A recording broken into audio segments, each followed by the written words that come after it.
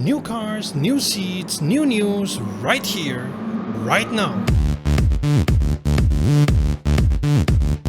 Greetings Rummies and welcome to Rum, where you'll always find the joy of sim racing, and to our regular news roundup, our weekly sim racing news. Welcome to the channel, my name is Serta and I will be your host for this video. We don't have much this week, but before we fall into the trap we do fall every couple of months of skipping 1 week's video for the next week's video to become a 20-minute long one, we're making this one short, but as always to the point.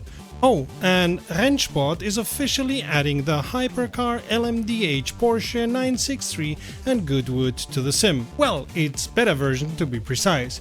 The exact date is soon. But we suppose they wanted people to ditch the comparisons with Assetto Corsa Competizione for once, adding one non-GT3 car in there.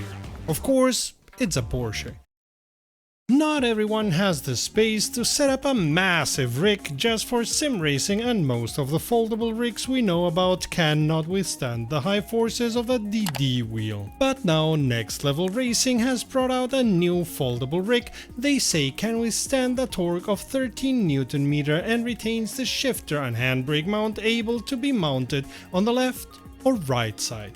While the seat looks like a nightmare to sit on for longer than an hour, sorry to say, you can for sure fold it together and roll it into position thanks to its two rolling wheels, and it's certainly better than shoving a length of wood behind your gaming chair. With more holes than a golf course, the plates look compatible with most everything that's out on the market with regards to pedals, wheelbases, handbrakes and shifters. And while you can't expect the same comfort as in a steady rig, Next Level Design has seen to it that the GT Lite Pro allows for 3 different wheel positions and for a sliding pedal base. You'll need a monitor stand though, that's one thing that doesn't come included. The GT Lite Pro can be already ordered from them or one of their many resellers at the tune of €299 USD.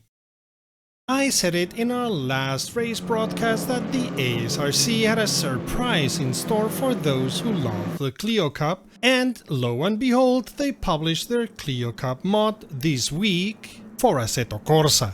Based on the same data and testing with Clio Cup engineers and drivers as the R-Factor 2 mod, this is kinda the same car, only for Assetto Corsa. We were allowed to test the beta version of the mod and will publish a review of it on Wednesday. Anybody already interested in the mod will find it on the ASRC Patreon following the link in our description.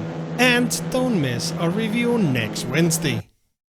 If you would like to support our channel, you can do so by becoming a patron at patreon.com/rumrum. Amongst other perks, becoming a patron will fix your name for posterity like this, but you'll also be able to participate in our podcast recording, get to know what we plan and what we're doing, and will be able to take part in our decisions. So a big thank you to our patrons and members. If you come here often, please consider subscribing. It comes as a surprise to really nobody at all that EA messed up the release of F1 23 royally, and now they are publishing update after update to make things right. Not only did they have to update the tires as their grip levels were too high and therefore unrealistic, they this week published the update 1.0.7. Yep. That's 7 versions after the We Are Ready version already. And the game's not even a month old. Tire wear rates in otherwise equal cars have been equalized, force feedback would disappear when going out of the game and back again, now not anymore, and FPS does not drop anymore when somebody leaves the race. I mean, we know of the evergreen issue with R-Factor 2 when somebody joins the session.